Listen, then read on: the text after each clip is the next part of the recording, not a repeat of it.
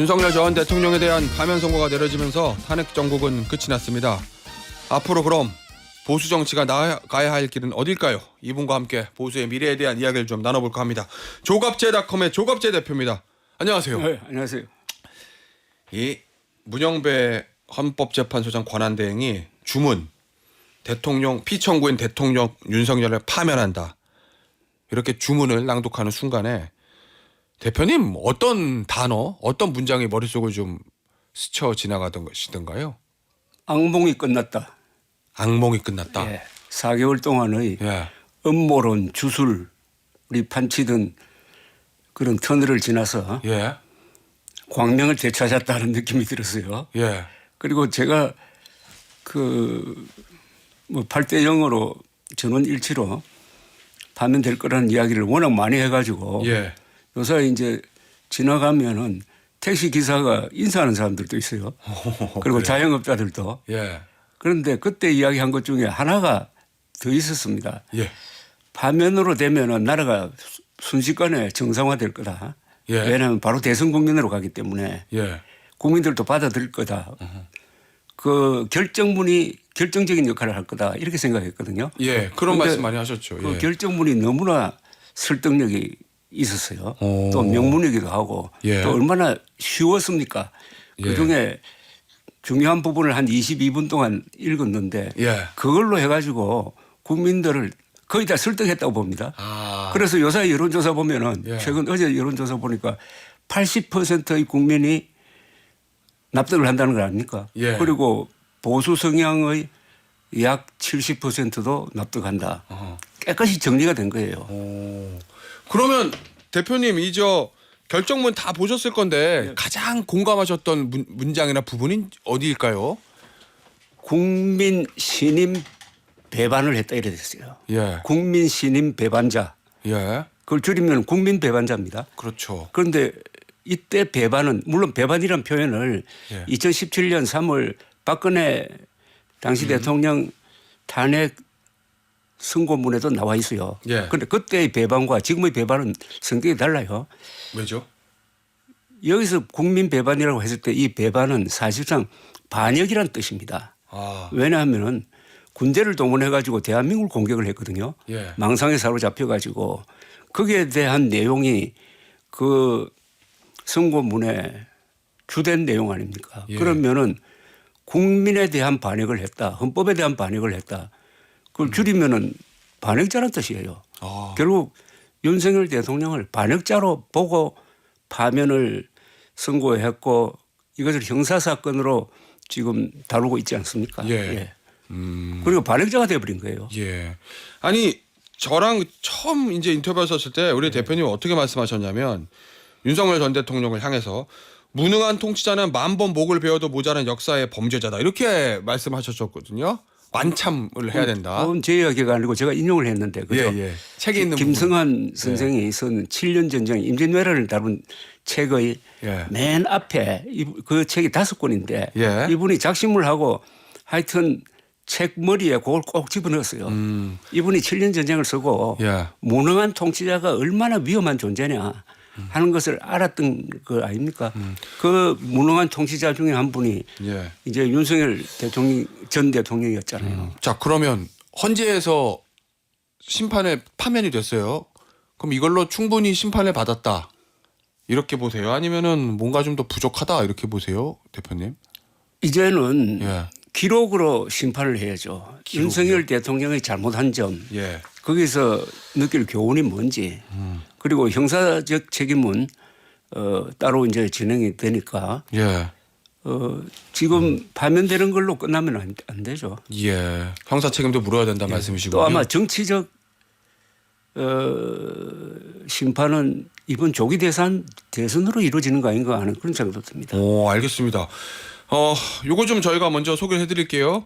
한국갤럽이 서울경제신문 의뢰로 4일에서 5일 무작위 추출 유무선 전화 인터뷰 방식으로 조사한 내용인데요. 헌재 결정을 받아들이겠다 이런 응답이 81%, 받아들일 수 없다 요 17%라는 점. 자세한 내용은 중앙선거여론조사심의위원회 홈페이지에 참조하시면 되고요. 대표님, 이 보수 진영 입장에서 보면 두 번째 대통령 탄핵입니다. 맞습니다. 배출한 대통령마다 연속 2번 다 탄핵이 됐거든요. 이 점은 이거 어떻게 받아들여야 되는 겁니까? 이 박근혜 전 대통령의 탄핵은 억울한 점이 많습니다. 그때 예. 국정농단이라는 상당히 선동적 용어가 이 전국을 휩쓸고 촛불 시위가 일어나는 과정에서 저는 헌법재판소도 영향을 받았다고 생각해요. 예. 그때도 8대 0이었는데 예. 그 선고문은 아주 질이 났습니다.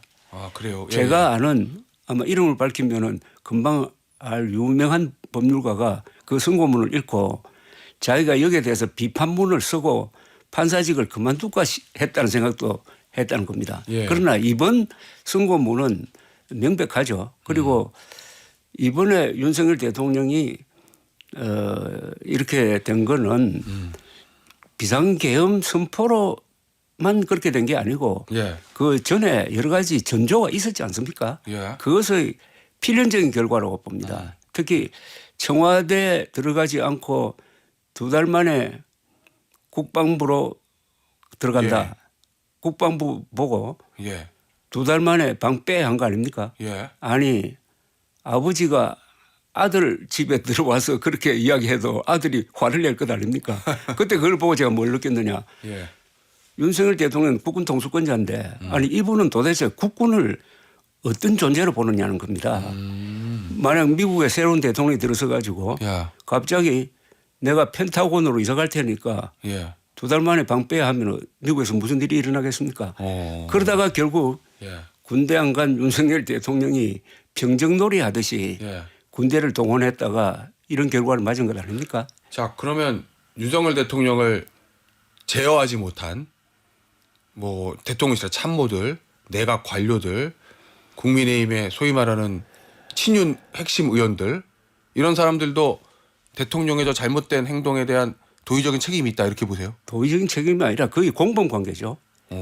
거의 공범. 예. 그러니까 여러 가지 이야기할 필요 없이 청와대에서 무리하게 나올 때 반대한 사람이 단 한 사람도 있느냐. 그리고 의료대란. 예. 의료대란을 일으켜가지고 6.25 이후에 가장 많은 한국 사람들을 억울하게 죽도록 만든 겁니다. 그걸 초과 사망자라고 그러는데요. 예. 수천 명일 겁니다 아마. 예. 더 이상 될지 모르죠. 그때 국민의힘 국회의원 중에 단 한 사람이라도 이건 안 됩니다라고 한 사람 있습니까? 예. 아, 있긴 있어요. 안철수 의원이 있어요. 아, 예. 빼고. 예. 그다음에 저는 정말 거의 공범에 가까운 집단이 소위 보수 지식인 보수 언론인입니다. 예. 윤석열 대통령이 그동안에 보수적 가치를 짓밟는데 예. 침묵할 정도가 아니라 박수를 쳤잖아요. 아하. 팬클럽이었잖아요. 예. 박수부대 역할을 했잖아요. 일부 지식인들이요. 아니 예. 상당수 지식인. 예. 상당수 지식인. 상당수 지식인이. 예. 그리고 지난 4개월 동안 윤석열 대통령이 부정선거 음모론을 퍼뜨릴 때 예. 거기에 또 편성했잖아요. 그래서 이번에는 보수적 지식인과 보수적 언론이 예. 같이 망가져버린 겁니다. 오. 저는 이걸 어떻게 회복할지 예. 참 어려울 거라고 생각합니다. 자, 그래서 보수 유권자들, 예. 저 보수적 가치를 추구하는 국민들 입장에서 보면 보수 정치가 살아나야 될 거 아니에요, 대표님. 어디로 가야 됩니까? 재기할 수 있습니까? 논리적으로 이야기하면은 예. 국민 배신자, 국민 배반자입니다. 국민 배반자 윤석열을 사고던 국민의힘도 국민 배반당이 되는 거 아닙니까? 예. 그러면은 논리적입니다. 예. 이론적으로 이야기하면은 귀책 사유가 국민의힘에 있는 이 조기 대선, 예. 조기 대선은 출마제를 안 내야 되죠. 오. 아, 그런 당규 있잖아요. 예. 귀책 사유가 우리한테 있으면은 뭐 구청장 보궐선거에 이번에 후보 안 안 냈죠. 낸다든지 뭐 이런 거 있잖아요. 예. 후보 안 내는 게 맞아요. 예. 논리적으로. 예. 그러나 현실적으로는 뭐 10명 이상이 나와가지고 지금 후보가 되겠다고 뛰고 있는데 논리적으로는 그렇다는 이야기입니다. 아하. 그리고 당위로 보면 예. 지금 또 윤석열 전 대통령과의 관계를 깔끔하게 청산하지 못하고 있잖아요. 예. 오히려 지난해 놓고 보면 한동훈 노선이 맞았어요.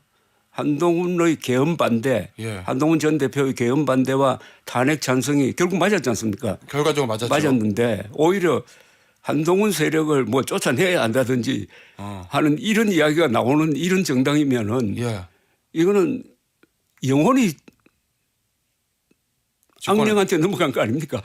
아니 지난 4개월 동안의 예. 국민의힘의 행태를 보면은 악령에 접수된 어떤 사교 집단? 악령에 접수된 사고 집단이요. 네, 그 악령은 뭐냐? 예. 부정선거 음모론입니다. 아, 부정선거 음모론이 악령 아닙니까? 예.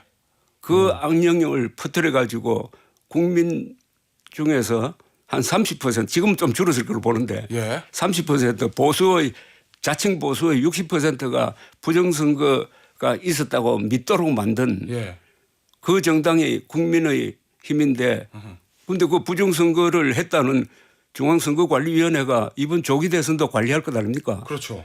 그러면 불참해야지. 그렇지 논리적으로는 않습니까? 예. 논리적으로는 그렇다 이겁니다. 근데 대표님 이제 논리적으로 또 당위로서는 그렇습니다. 귀책 사고 있으니까 후보 내면 안 되는데 현실적으로 안 될 수는 없을 거 아니에요. 그러면은 국민의힘이 이 상황에서 해야 될 조기 대선에서 가장 최우선의 급한 조치는 뭐가 있을까요? 저는 이게 예. 헌법재판소의 결정적 결정문이 나온 겁니다. 예. 그러니까 국민의힘을 역적당으로 규정한 거하고 마찬가지라 이거죠. 예. 그러면 여기에 대한 논리적인 입장 표명이 있어야죠. 그러니까 지나가듯이 간담회해서 한마디 슬쩍 걸치고 그러지 말고 예. 그다음에 지난 4개월 동안의 반성문을 써야 된다 이겁니다. 예.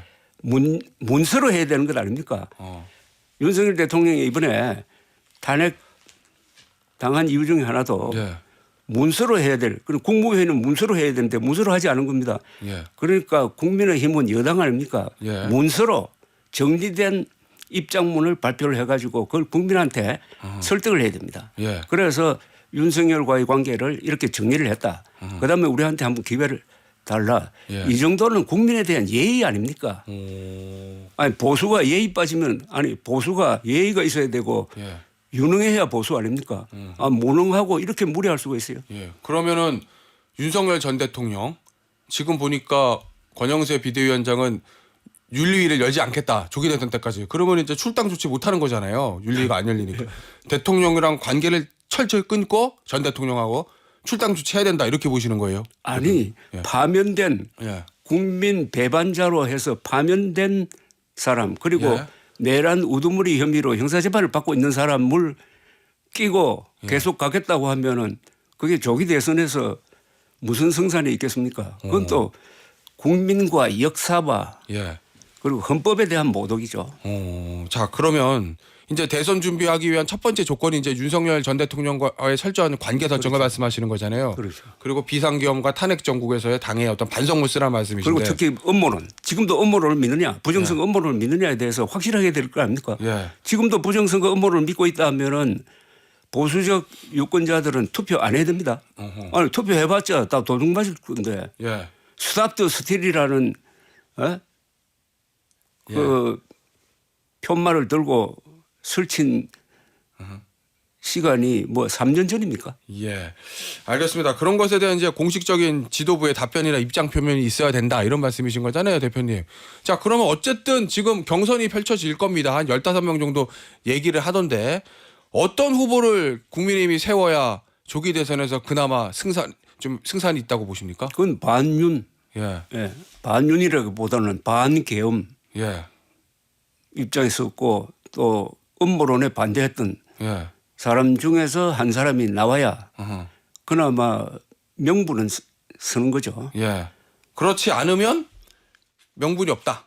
명분이 조기 없는 대선에서. 정도가 아니라 예. 이 제가 지금 국민의힘은 보수 대표성이 없습니다. 예. 그러니까 보수 정당으로 볼 수 없다는 이야기입니다. 예.